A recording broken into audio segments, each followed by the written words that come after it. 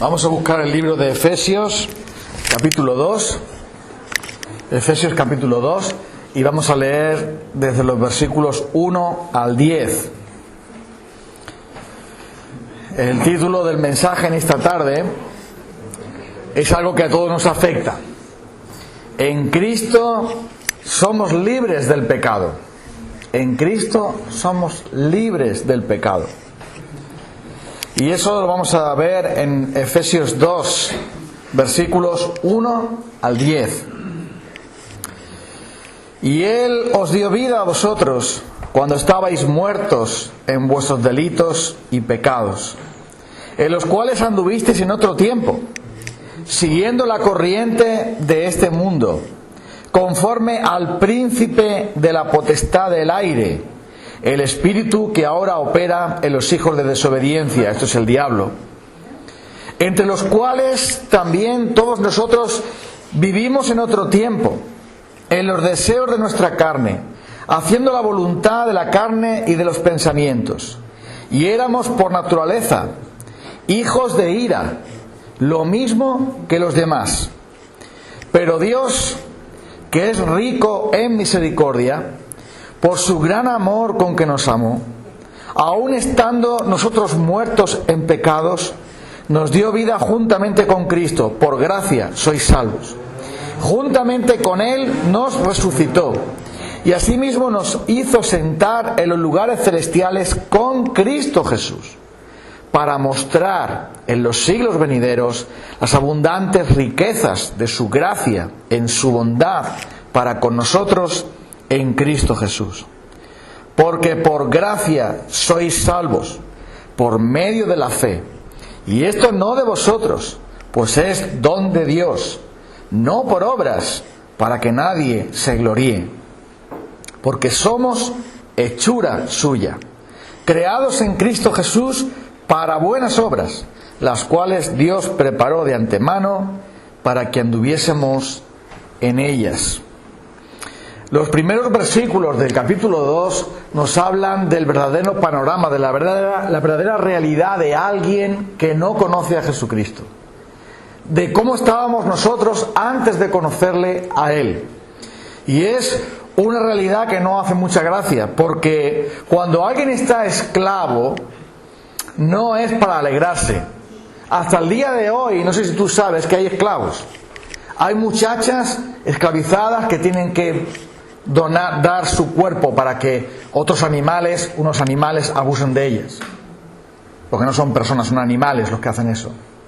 Hasta el día de hoy hay hombres y mujeres que son vendidos y comprados por otros como si fueran mercancía.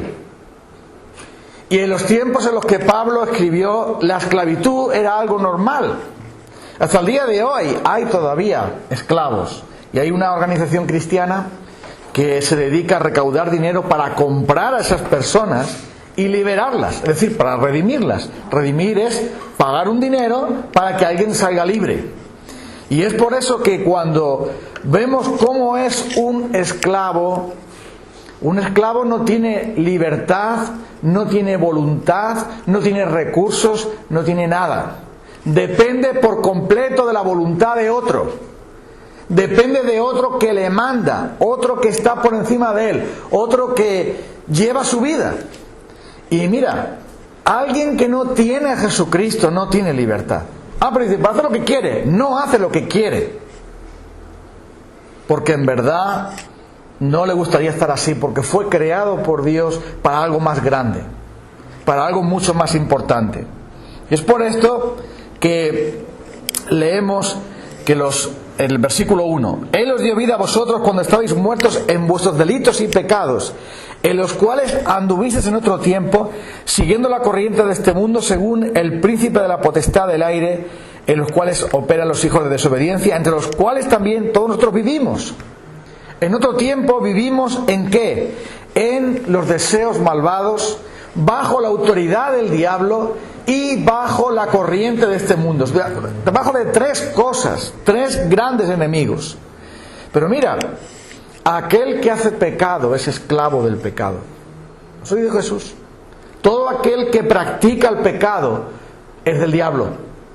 Todo aquel que vive en el pecado no es de Dios, porque está esclavo del pecado. Y mira, en 1 de Juan, capítulo 3, versículo 8 dice así: hijitos, nadie os engañe, dice el versículo 7, el que hace justicia es justo como Él, como Cristo es justo. El que practica el pecado es del diablo, porque el diablo peca desde el principio. Para esto apareció el Hijo de Dios, para deshacer las obras del diablo.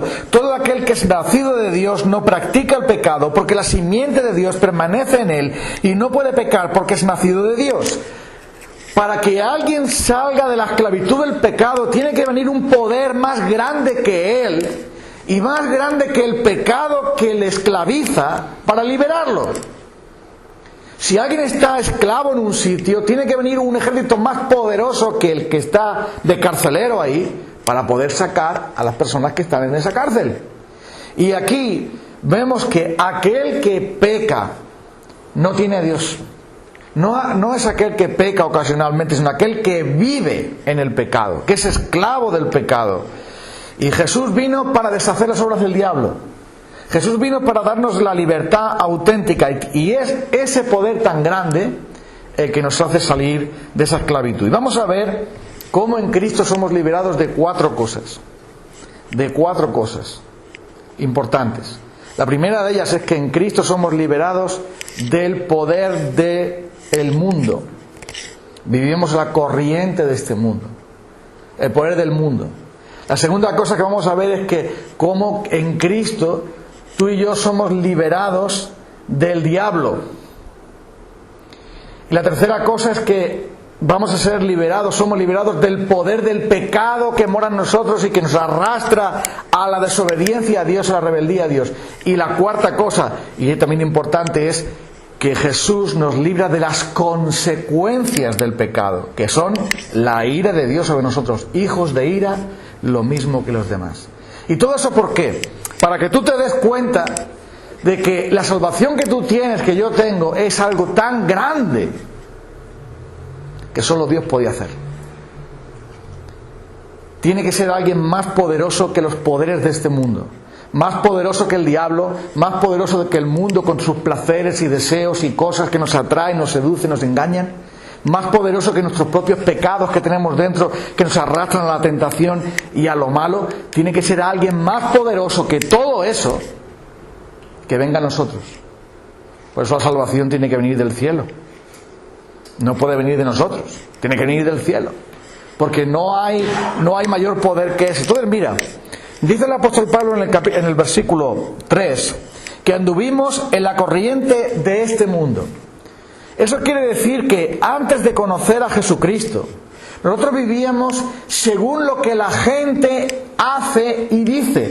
Seguir una corriente quiere decir, bueno, pues esto va cuesta abajo, ¿no? Aquí no hay que hacer nada, que me lleve. Seguir una corriente es lo fácil. Dejarse llevar por donde va el curso de todo el mundo, por donde lo que todo el mundo hace. Y la corriente de este mundo es que el mundo dice cómo tienes que vestir, cómo tienes que pensar, cómo tienes que creer y cuáles son los valores que tienes que seguir. El mundo te dice, mira, si tú no te aprovechas de una chica para acostarte con ella, eres tonto. Si tú no eres un borrachín, si tú no eres un aprovechado, si tú no te aprovechas de otros para beneficiarte tú eres bobo. El mundo te dice lo que tú tienes que creer. Tú tienes que hacer lo que todo el mundo hace. Tú tienes que hacer lo que todo el mundo hace. Recuerdo que cuando me estaba sacando el carnet de conducir, el instructor que nos llevaba le dio un mal consejo al conductor. Íbamos los novatos ahí aprendiendo a conducir. Y él nos metía por las calles más difíciles, donde había más tráfico, todo es estrecho, gente que está mal aparcada y no sé cuánto y tal. Como María Ángeles me conoce, me ha puesto el atril este. Es que yo no me veo mejor aquí, me veo mejor aquí. No sé si es por la luz o por lo que sea. Bueno, el caso, os cuento que estábamos por ahí, por esa calle difícil, y la chica que iba conduciendo, pues tenía problemas para manejar el coche en esa situación de gente aparcado mal y tal y cual. Y le dice esto: bueno, da la vuelta otra vez, entra otra vez por esa calle, otra vez voy a entrar por aquí, sí, para que sepas cómo tienes que actuar en una situación así. Dice, mira, tú Cuando entres en una calle que veas que hay así este caos, haz lo que todo el mundo hace. Y yo pensé, eso es un mal ejemplo. Pues si todo el mundo se equivoca y se meten al revés en una rotonda, ¿vas a hacer tú lo mismo también? ¿Eres tonto? No puedes hacer eso. Tienes que hacer lo que el código de circulación te dice, no lo que hace todo el mundo, porque resulta que todo el mundo ahí lo hacían mal. Y escucha, este mundo dice, tú no te preocupas nada más que de los cuartos. Los cuartos. Con el dinero tú compras placeres, compras diversiones, compras cosas que te agradan, que te gusta a ti. Tú olvídate de lo demás. Y a Dios, por supuesto, no lo menciones. El mundo te dice que siempre y cuando te guste a ti es bueno. Eso te dice el mundo. ¿Te gusta eso? ¿Te gusta esa? Sí, pero es que yo estoy casado, estoy un poco casado. Da igual, pero ¿te gusta esa? Venga. Ah, mira, pero es que esa no es mi esposa y todavía somos novios. Sí, pero todo el mundo se acuesta, ¿no? ¿Qué problema hay con eso? Siempre y cuando nadie se dañe, porque a Dios no le importa.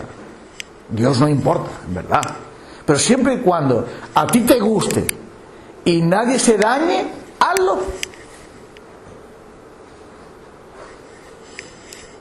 Pero mira lo que dice la palabra de Dios acerca de los cristianos que vivían así. Primera de Pedro capítulo 4, versículo 3 al 5.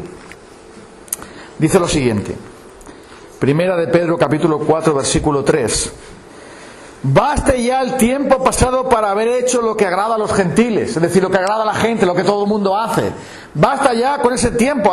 ¿Dónde andabas? En lascivias, es decir, en deseos pecaminosos sexuales, concupiscencias, deseos malvados de cosas que no te corresponden, en borracheras, en orgías. Orgías es practicar el sexo con uno, con una, con los que vengan, de los que más allá. En disipación, es decir, en todo tipo de pecados horribles. Y en abominables idolatrías. Así vivíais antes, siendo idólatras, practicando las orgías, practicando todo tipo de barbaridades. Dice, a estos, a los gentiles, a los que no conocen a Dios, a los que no son de Dios, les parece una cosa extraña que no hagáis lo que ellos hacen, que no corráis con ellos hacia el mismo desenfreno de disolución y os ultrajan, pero ellos darán cuenta a Dios. Está diciendo algo muy tremendo aquí el apóstol Pedro. Antes de conocer a Jesucristo, antes de ser de Él, vosotros decíais esas cosas. Ya está bien con el pasado. Deja el pasado ahí. Deja tu pasado de pecado ahí. Ya está bien. Ahora corre no al mundo, sino corre con el Señor. Camina con el Señor. Por eso, la pregunta que tenemos que hacernos es: ¿estás siguiendo el camino del mundo o estás siguiendo el camino de Dios? Porque no puedes seguir dos caminos a la vez. No puedes irte para Alcázar y irte para Cuenca a la vez. Cuenca está por allá y Alcázar está por allí. No puedes ir a los dos sitios a la vez. Tienes que ir a uno solo. ¿Sí o no? Y si tú eres de Cristo, el tiempo pasado en el que corrías al pecado y a la desobediencia ha terminado. Y si tienes a Cristo, tienes el poder de renunciar al mundo. Porque el mundo, el que ama al mundo y sus deseos, va a perecer. El que hace la voluntad de Dios permanece para siempre. Entonces, el mundo nos quiere vender que lo que se ve por los ojos, que lo que se gusta, que lo que te da placer y te da comodidad, eso es todo lo que hay, eso es lo mejor, eso es lo más maravilloso de todo. Pero eso es una mentira. Porque quien verdaderamente da placer y bendición es nuestro Dios, que nos creó para Él. En Gálatas capítulo 6, versículo 14, dice lo siguiente el apóstol Pablo. Gálatas 6, versículo 14. Lejos esté de mí gloriarme, sino en la cruz de nuestro Señor Jesucristo. En gloriarse quiere decir poner su atención, estar orgulloso, satisfecho, pleno. Lejos esté de mí gloriarme, sino en la cruz de nuestro Señor Jesucristo, porque en el mundo me es crucificado a mí y yo al mundo. Cuando una persona entiende que, como dice el versículo 15, en Cristo Jesús no vale la circuncisión, ser judío, no vale de nada la incircuncisión, no ser judío, sino una nueva creación, está diciendo, ¿por qué yo estoy crucificado al mundo? Crucificado al mundo quiere decir que yo, para el mundo está ahí, pero yo estoy clavado en una cruz y no puedo bajarme de la cruz. Así que el mundo que siga su corriente, que yo no voy a ir para allá. Pero el mundo para mí está crucificado también, es decir, que estamos los dos crucificados. Yo estoy crucificado para Cristo y el mundo está crucificado para lo suyo, para el pecado. Pero dice aquí, es crucificado a mí y yo al mundo. ¿Por qué Pablo se consideraba muerto al mundo? Porque se gloriaba en la cruz de Cristo. La atención y el corazón de Pablo no estaba ya en el mundo y lo que el mundo me va a dar, que sería un coche nuevo, una casa nueva, una vida nueva, un viaje, un yate, no sé qué, tener más dinero en el banco y no sé cuánto. Eso no era la atención y el corazón de Pablo. El corazón y la atención de Pablo estaba puesto en Cristo. Y como en Cristo estaba satisfecho, pues dice el mundo, ¿qué me das, mundo? Mira, tengo todo esto, sí, pero es que yo tengo a Jesucristo. Tú me das pan reseco y duro y yo tengo a Jesucristo, que es el pan de vida. ¿Qué quieres que coja? Cuando uno tiene lo mejor, lo bueno ya no le vale. ¿Me sigues? Cuando uno tiene lo mejor, aunque le traigan algo bueno, dice, ya no lo quiero porque tengo lo mejor. Y entonces Jesucristo te libra de la esclavitud de este mundo. La segunda cosa es que Cristo nos libra del diablo. No estoy diciendo aquí que toda persona que no es creyente esté poseída por el diablo. Hay algunos que están poseídos por el diablo, pero el diablo tiene otras maneras más sutiles de manejar a la gente. El diablo utiliza la herramienta del pecado y la herramienta de la tentación para mantenernos bajo su control. En Cristo somos liberados de él. Dice Efesios 2, versículo 2.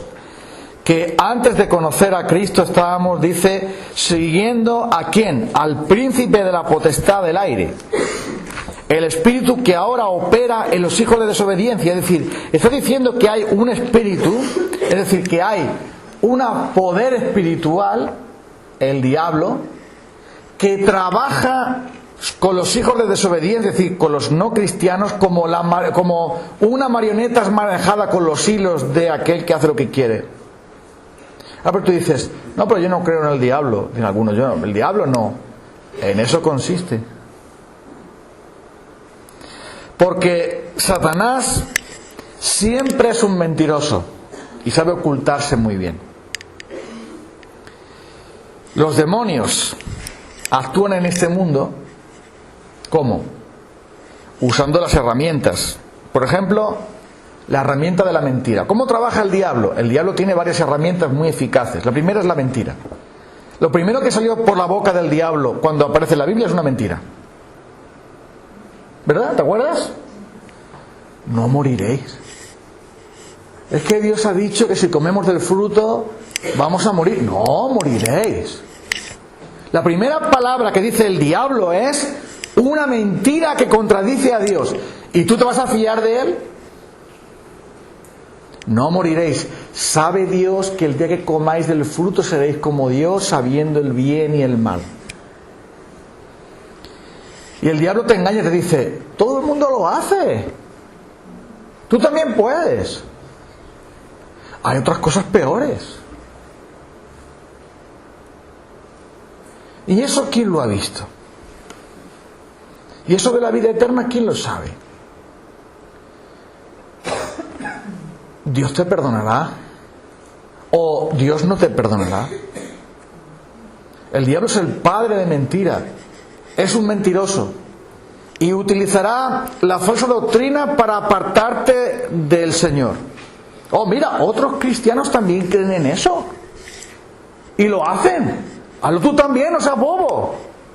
Otros cristianos, mira cómo viven, mira cómo piensan, mira lo que están haciendo. Pues tú también deberías hacerlo. O te dice, mira qué hipócritas son, mejor déjalo. Satanás nos tienta a través del miedo. El miedo al futuro. ¿Qué será de ti? ¿Dios te ha abandonado? ¿Dios te ha dejado? ¿No te puedes fiar de Dios? Fíjate lo que te va a ocurrir. ¿Qué va a ocurrir en el futuro? Y te da miedo. Con el miedo a la muerte. Con el miedo al pasado. Mira lo que te pasó. ¿Dónde estaba Dios entonces? Mira cuántos problemas tienes. Mira todos los fracasos que has tenido. Mira todos los problemas que has tenido. Y el pasado te engancha ahí y te tienta para que sigas desobedeciendo a Dios, sigas pecando contra Él. Y Satanás también te tienta con las cosas de este mundo, con el dinero y el placer de este mundo. La raíz de todos los males es el dinero. No, el amor al dinero. Y dice la palabra de Dios que por amar el dinero, por hacer del dinero un ídolo, muchos fueron y cayeron en trampas. Como cuando pones una trampa y el conejo se cree que va a comer algo y lo que va a hacer es que se lo van a comer a él. Dice que muchos cayeron en trampas y en muchos problemas porque como iban buscando más dinero y más dinero y más dinero, lo que se encontraron fue esclavos del dinero y se encontraron en esa trampa de no poder salir de ahí. Y muchos, dice, muchas codicias necias que destruyen a las personas, que hacen el mal de ellas. Vamos a leerlo, en Primera de Timoteo capítulo 6. Pablo lo dice de esta manera: gran ganancia, 1 Timoteo 6:6, gran ganancia es la piedad, es decir, la devoción a Dios, el temor del Señor. Gran ganancia es la piedad acompañada de contentamiento, es decir, cuando tú tienes devoción a Dios y te contentas en el Señor, te conformas en el Señor y te agradas en el Señor, es una gran ganancia. Porque dice aquí, todo lo que hemos traído al mundo no lo podemos llevar. ¿Dice eso, no? Ahí va, ¿qué versión de la Biblia estoy leyendo yo, Emilio? ¡Ay, que me he equivocado! ¡Ay, que me he equivocado! Nada hemos traído a este mundo y sin duda nada podremos sacar. ¡Ah, amigo! ¿No te puedes llevar la tele? Y el Mercedes tampoco. Y la Mercedes tampoco. ¡Nada!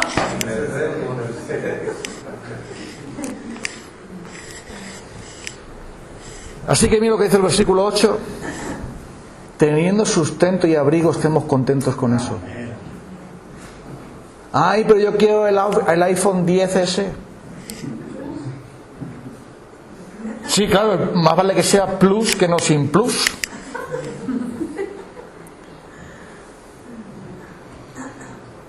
Y siempre estamos en la codicia y en la avaricia y no somos agradecidos con el Señor con lo que tenemos. Pero dice que los que quieren enriquecerse, versículo 9, dicen que ¿en qué caen?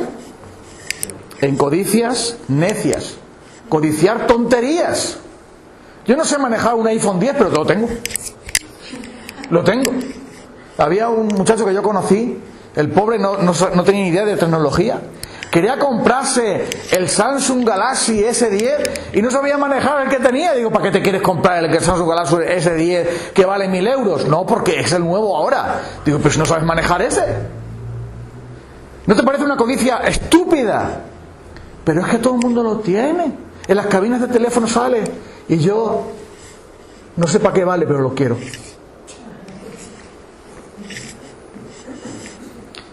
Codicias necias.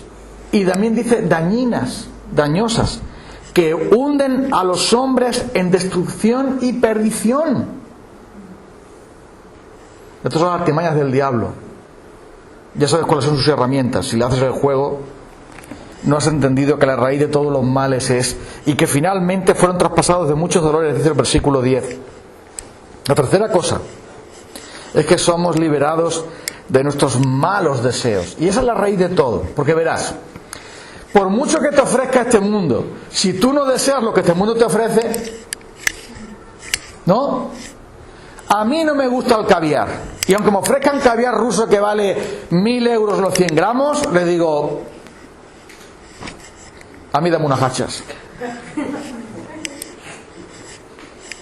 Recuerdo que en una ocasión, en una boda, pusieron lo más parecido al caviar bueno. Entonces lo anunciaron a bombo y platillo, chan, chan, chan, con no sé qué, huevas de no sé qué, porque tal y cual. Yo veo las bolitas negras ahí y digo, ¿no es jamón? Porque como eso yo no lo deseo, aunque me pongan caviar ruso que vale no sé qué, no sé cuánto, el problema está en los deseos. Cuando Jesucristo entra en tu vida, tus deseos pecaminosos ya no son los dueños. Y empiezas a desear otras cosas. Empiezas a aborrecer lo que Dios aborrece y a amar lo que Dios ama. Antes de ser cristiano, deseas cosas que este mundo te ofrece. El sexo, el dinero, los placeres, la comida, la bebida, la tecnología, los coches, las casas, la fama, la moda. Todo eso lo deseas porque dices, es lo que hay en el mundo. Y, ay, yo no soy tan importante como mi vecino que se ha comprado esto y yo no lo tengo. Pero antes vivíamos controlados, esclavizados y con el cerebro lavado por el mundo y por el diablo que utiliza esas herramientas. Nuestros deseos pecaminosos nos llevaban una y otra vez a desobedecer a Dios, una y otra vez a pecar contra Dios, una y otra vez a caer bajo su juicio. Pero ¿qué ha pasado ahora? Ahora el dueño es Jesucristo.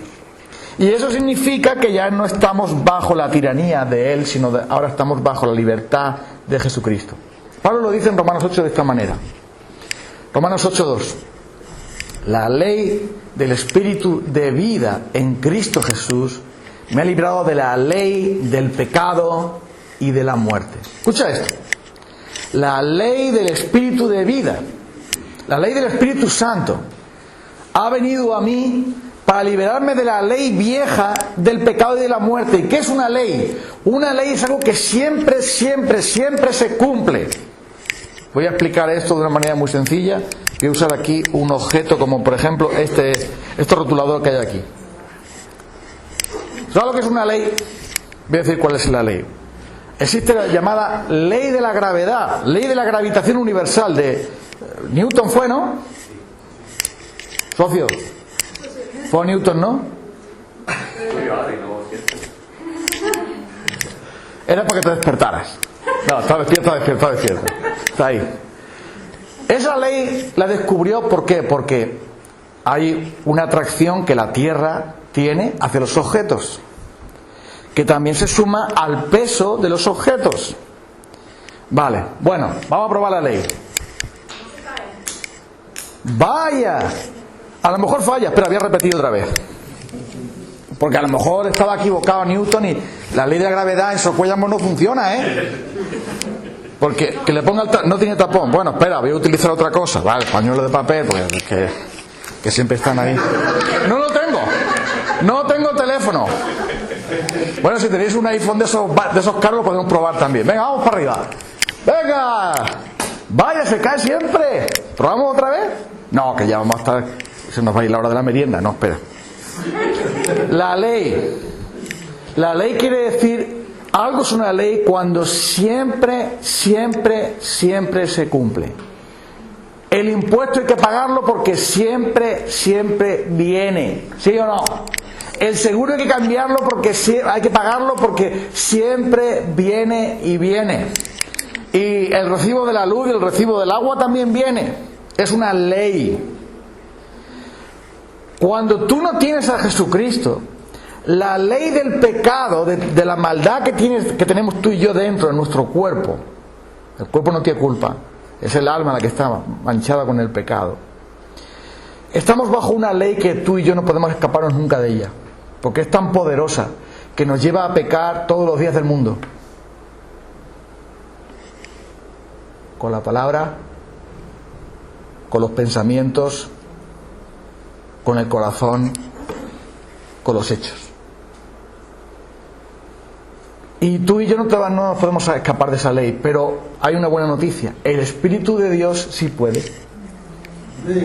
Y entonces cuando Jesucristo nos lava, cuando Jesucristo nos salva, cuando Jesucristo nos hace nacer de nuevo, viene el Espíritu de Dios y dice: se acabó el reino del pecado aquí, ahora aquí manda Jesucristo.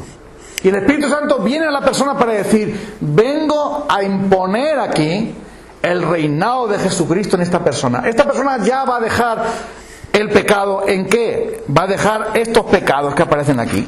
Gálatas capítulo 5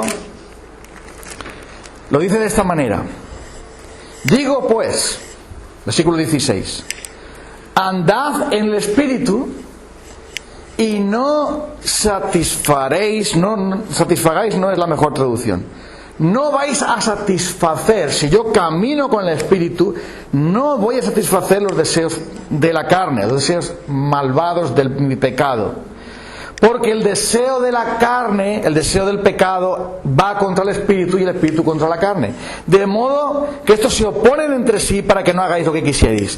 Pero si sois guiados por el Espíritu, no estáis bajo la ley. ¿No estáis bajo la ley de quién? La ley del pecado. ¿Por qué? Manifiestas son las obras de la carne. ¿Cuáles son las obras de la carne? Adulterio y fornicación, inmundicia, lascivia, idolatría, hechicerías, enemistades, pleitos, celos, iras, contiendas, divisiones, herejías, envidias, homicidios, borracheras y cosas semejantes a esas, que los que practican tales cosas no heredarán el reino de Dios. Eso es lo que el fruto de la carne. Antes de tener al Espíritu de Dios, usted y yo, hermano, tú y yo, hermano y hermana, esto era lo que nosotros producíamos. En la fábrica de nuestro corazón, en la fábrica de nuestra vida, ¿qué salía? Adulterio, fornicación, idolatría, envidias y homicidios y borracheras y orgías y codicias y no sé cuántas cosas más. Todo lo malo fabricaba nuestro corazón, deseando lo malo, pensando lo malo, diciendo lo malo, mirando lo malo y haciendo lo malo. Eso era lo que fabricaba nuestro corazón pecaminoso 24 horas al día. Ahora bien, cuando el Espíritu Santo ha venido a nosotros, se acabó el reino del pecado. Ah, amigo, pero todavía sí, pero ya no. Todavía hay grupos terroristas obrando en nuestras vidas para llevarnos al pecado otra vez, esclavos del pecado otra vez, pero ya viene Jesucristo para decir: esto se acabó aquí. Hay reductos de resistencia, pero ya el gobierno lo tiene Él.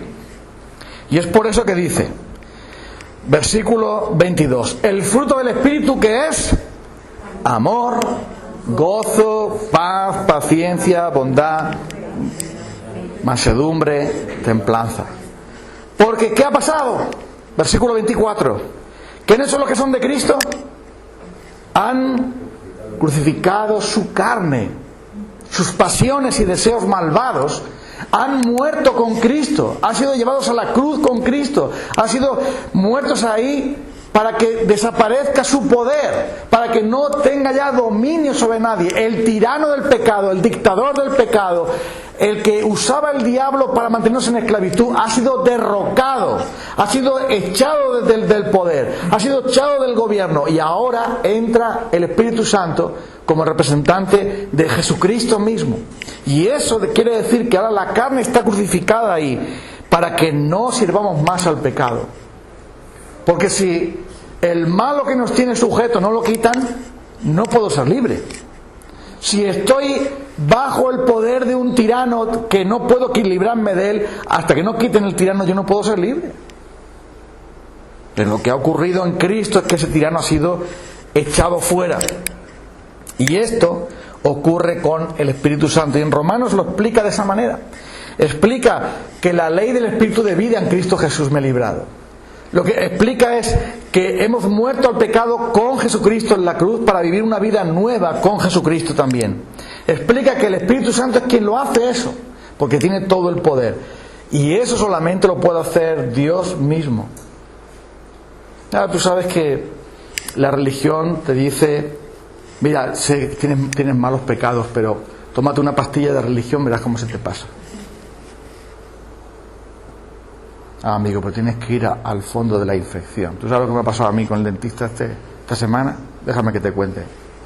Ya verás, ya verás.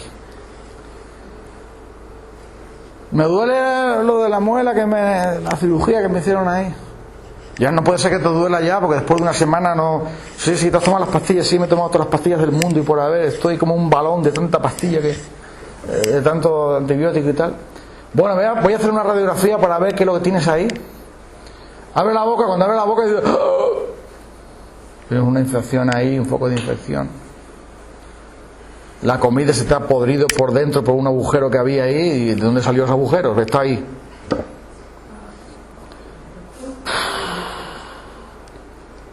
Pinchazo con anestesia y raspar fuerte ahí. Me hizo un daño. Le tengo que hacer daño, lo siento, pero es que tengo que quitar el foco de la infección y echarte aquí jeringas de desinfectante de esto y tal. No me sirve de nada tomarme las pastillas si el foco de infección está ahí. ¿Me sigues? Y el único que puede quitar el foco de infección del pecado en nosotros se llama Jesucristo. Y si Él no quita el foco de infección de nuestra vida, vamos a pecar todos los días sí, un día sí, otro no. Y yo llegué y digo, ¿cómo estás? Y digo, estoy un poco mejor. Y dice, pues si estás supurando ahí, ven para acá. Abre la boca ahí, venga, prepárate. Jeringa para allá, para acá. La religión te da una pastilla, tómate esto para que te sientas mejor. Pero no quita el foco de infección, solo el doctor Jesucristo lo hace. Y es por eso que Él, dice aquí, nos libra de lo peor de nuestros enemigos, porque es el pecado que llevamos dentro. Mira, muchos han dicho, mira, como tenemos problemas con el mundo, vamos a fundar un convento y nos apartamos del mundo. Y así ya el mundo ya no tiene nada que decir aquí. Comemos pan y agua, nos vamos a una montaña ahí y allí ni televisión, ni internet, ni nada. Y nos quitamos del mundo. De la tentación también nos vamos a quitar porque como allí no vamos a tener hombres ningunos ni nada, porque uno para las mujeres, otro para los hombres. Y ya está. Y ahí nos quitamos también de la tentación del sexo.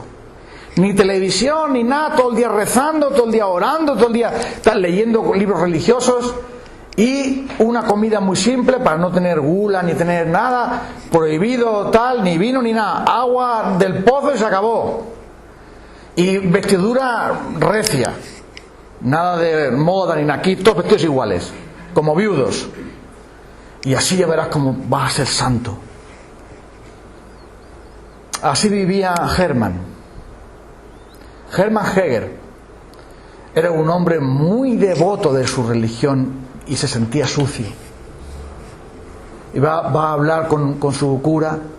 Me siento sucio porque soy pecador, ¿qué hago? Métete a fraile. Métete a fraile, Hermann. Vete con la orden de los agustinos, que pegan caña duro. Te vas con ellos y te metes ahí, verás cómo se te va a quitar todo eso que tienes ahí malo. Y por un tiempo el hombre estuvo mejor. Y llega y le dice, me siento sucio, tengo que hacer penitencia y tal. Bueno, pues friega los peores cacharros, limpia las letrinas, haz todo lo peor. Y reza mucho y ora mucho y estate en penitencia y ayuna y todo eso para que el pecado se te quite. Pero él se sentía mal todavía y dice, todavía me siento mal, ¿qué hago? Porque es que no se me quita esto, me siento muy mal, Dios es santo, Dios es perfecto y yo soy pecador y ya he hecho todos los rezos que tenía que hacer y todo eso, ¿y qué hago ahora? Dice, mira, Hermann, te falta una cosa, o el hermano Hermann, como lo llamaran, te falta una cosa que puedes hacer.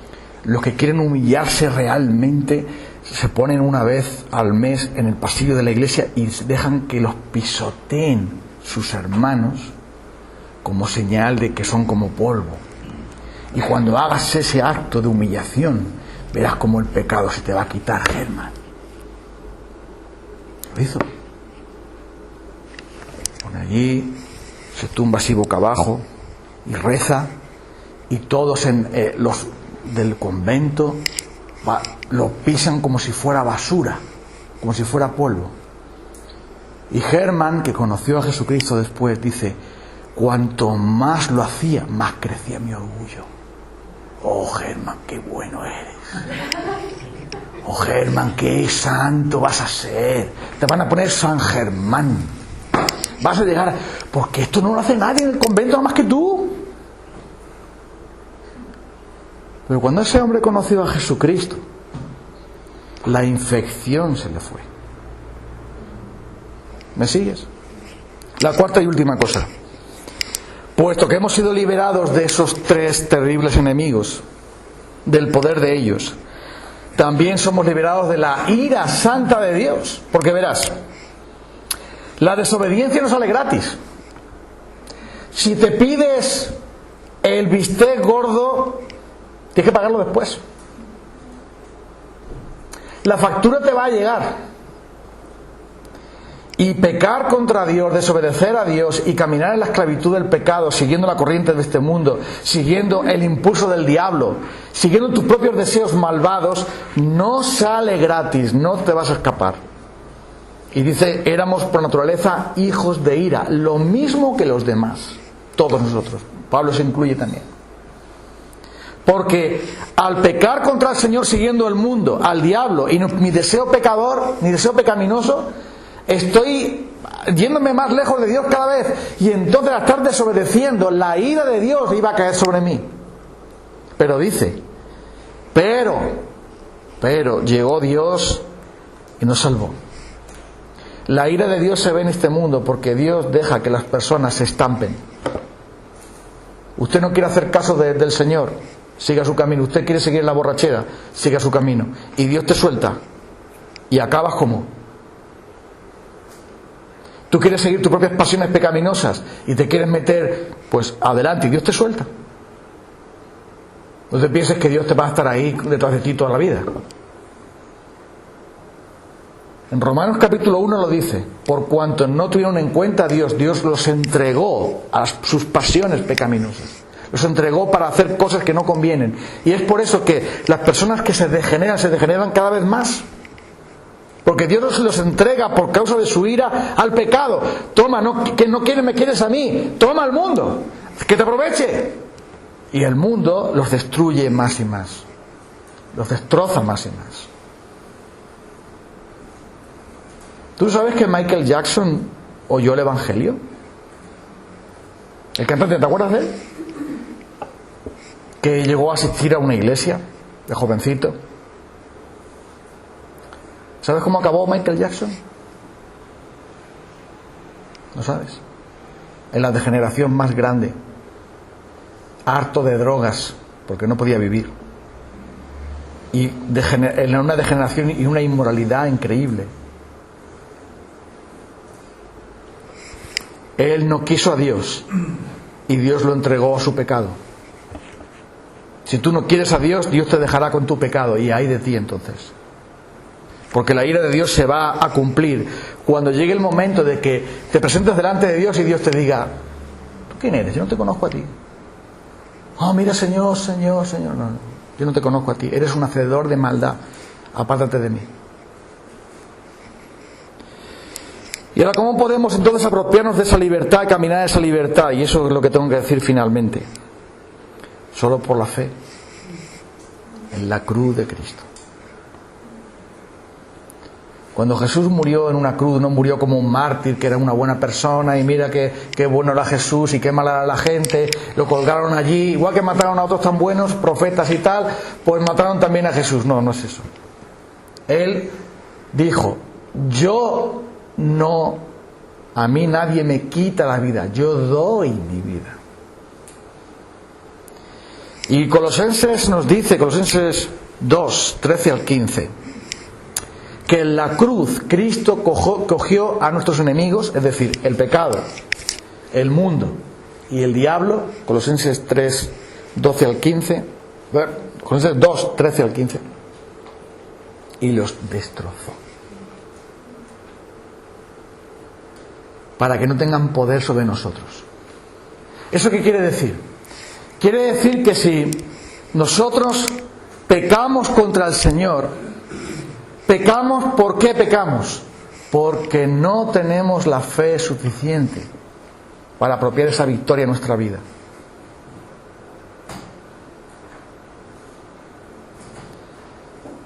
Si el viejo hombre ha sido crucificado para que no nos íbamos más al pecado, si el diablo ha sido derrotado en la cruz, como dice claramente, que los exhibió públicamente triunfando sobre ellos en la cruz, si el mundo, ya hemos sido rescatados del mundo para que ser renovados y que el mundo ya nos atraiga, cuando un cristiano peca porque es tentado, ¿por qué peca? Porque no tenemos la fe suficiente, porque dejamos de mirarle a Él. A ver, lo voy a explicar de esta manera. ¿Te acuerdas cuando Pedro vio a Jesús caminar en el agua? ¿Te acuerdas? Señor, si eres tú, manda que yo vaya a ti caminando también sobre el agua. Y Jesús le dice, ven. Y Pedro se baja de la barca y camina sobre el agua, ¿sí o no? ¿Te acuerdas? ¿Sí? Ah, amigo, pero ocurre algo. Pedro iba camino para encontrarse con Jesús, caminando sobre el agua. Jesús estaba esperándole ahí. ¿Pero qué ocurrió? ¿Te acuerdas? ¿Qué ocurrió?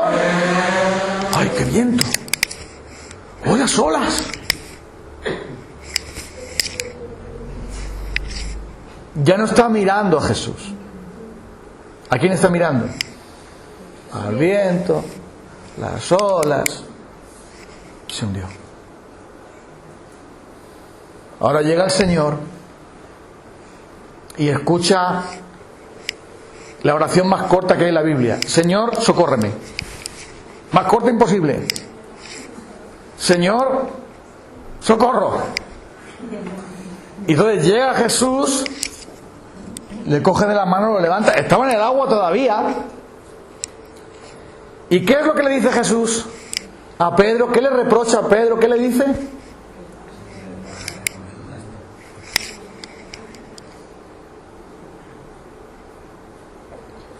Ahora tú tienes en tu vida un pecado que es insistente, recurrente. Yo lo tengo. Es un pecado cansino. Vamos a suponer que tengo el pecado de la envidia y que constantemente estoy envidiando. Y considero que lo que ese tiene lo quiero para mí. Siempre quiero lo que yo no tengo. Y estoy envidiando a alguien de la iglesia, estoy envidiando a otro pastor que tiene más éxito que yo, o estoy envidiando a este que tiene este coche mejor. Yo tengo un problema con la envidia. Vamos a suponer que tengo un problema con la envidia. A lo mejor tú también lo tienes. Y ese pecado sale una y otra vez en mí. Entonces yo digo, ¿qué voy a hacer con ese pecado? No sé cómo machacarlo, no sé cómo escapar de ahí. ¿Qué voy a hacer con ese pecado? No puedo resistirme a ese pecado, porque constantemente estoy con la envidia. ¿Qué tengo que hacer? ¿Qué tengo que hacer? ¿Quién rompe el poder del pecado? ¿Y cómo te apropias tú de la victoria de Cristo? ¿Por medio de quién? Por medio de Cristo. ¿Y cuál es la herramienta? La fe. La fe. No son las obras, no son las cosas, es por la fe. Entonces tú dices, Señor, tengo un problema con la envidia. Estoy martirizado con esto. Como soy envidioso, no te agradezco lo suficiente. Estoy nada más que pensando en lo que el otro tiene. No te estoy sirviendo a ti, no te estoy agradando a ti. Tengo un problema con la envidia, Señor. ¿Qué voy a hacer con la envidia? La voy a llevar a la cruz, voy a ir allí a la cruz y voy a decir, Señor Jesucristo, tú que moriste en la cruz por mi pecado de envidia, tú que mataste mi pecado, tú que derrotaste mi pecado, tú que destronaste mi pecado, tú que lo hiciste en la cruz, te pido que por esa sangre que derramaste en la cruz, vengas a mí con tu poderoso espíritu y hagas pedazos mi envidia y la destruyas y la pongas bajo tus pies, y voy a venir aquí cada día hasta que desaparezca esa envidia y yo aprenda que tengo que vivir sin envidia, confiando solamente en tu providencia. Sigue ese método y dime si no acabas con ella. No conozco a ni uno solo que no haya ido directamente por la fe a la cruz de Cristo y no haya hecho pedazos su pecado. No hay ni uno solo que no haya ido a la cruz de Cristo por fe y se haya venido igual. No. Porque tú vas a la cruz de Cristo y dices, Señor, aquí vengo con mi pecado. Aquí vengo con este vicio horrible que tengo todavía. Aquí vengo con estos malos pensamientos. Aquí vengo con esta codicia. Aquí vengo con esta desobediencia. Aquí vengo con esta falta de amor.